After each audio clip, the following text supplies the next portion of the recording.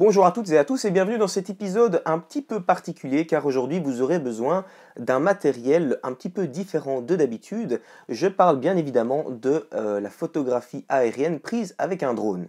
En effet, la pratique de la photographie aérienne commence à se démocratiser fortement et commence par ailleurs à intéresser de plus en plus de personnes, que ce soit dans le monde de la photographie amateur ou professionnelle. Pour autant, comme en photographie classique, le fait d'avoir le matériel le plus évolué à la pointe de la technologie ou le plus cher encore ne vous garantit en rien de faire des photos extraordinaires. Pour cela, il faudra être attentif à quelques règles simples.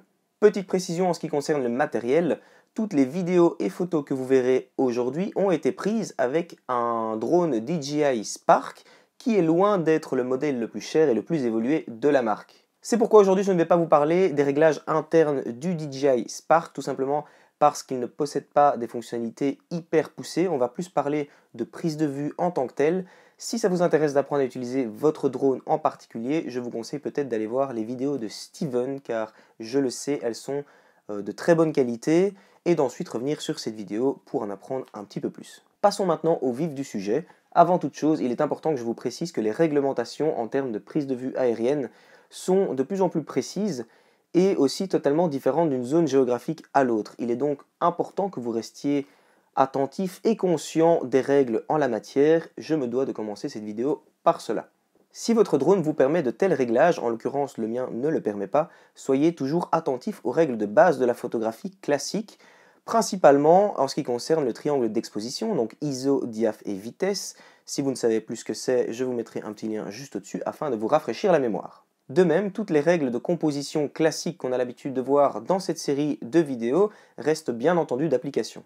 Réglez bien votre drone, que ce soit en matière de vol mais aussi de prise de vue, avant le décollage. Les batteries des drones se déchargeant tellement vite, la moindre minute de vol supplémentaire pourra faire la différence.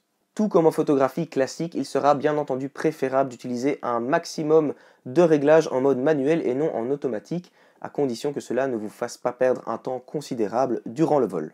Essayez au possible de calculer votre plan de vol, mais aussi le genre de prise de vue que vous voulez établir à l'avance. Une fois de plus, le temps est une denrée rare en matière de prise de vue aérienne. En ce qui concerne la prise de vue à proprement parler maintenant, soyez évidemment attentifs aux conditions météorologiques, mais aussi aux éphémérides.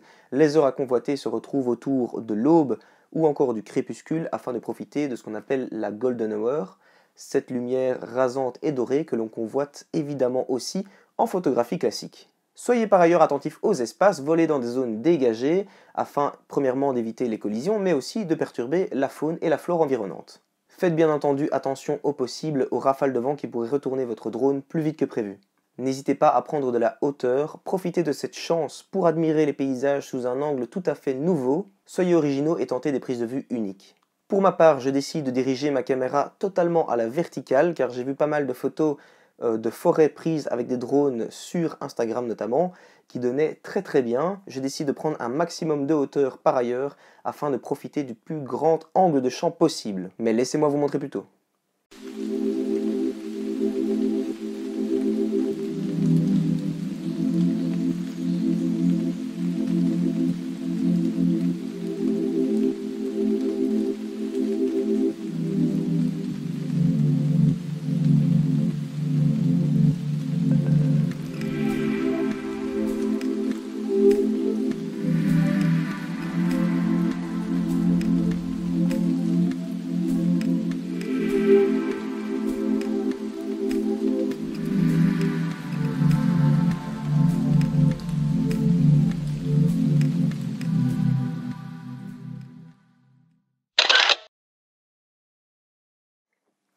Et voici à présent la photo originale suivie de la photo retouchée.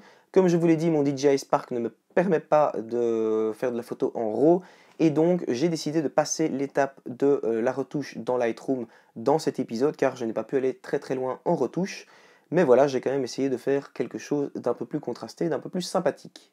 J'espère sincèrement vous avoir appris certaines choses sur la photographie aérienne dans cet épisode. Je suis désolé de ne pas avoir pu parler des réglages internes du drone, mais peut-être que je referai un épisode lorsque j'aurai investi dans un drone qui permettra peut-être un peu plus de fonctionnalité que le DJI Spark.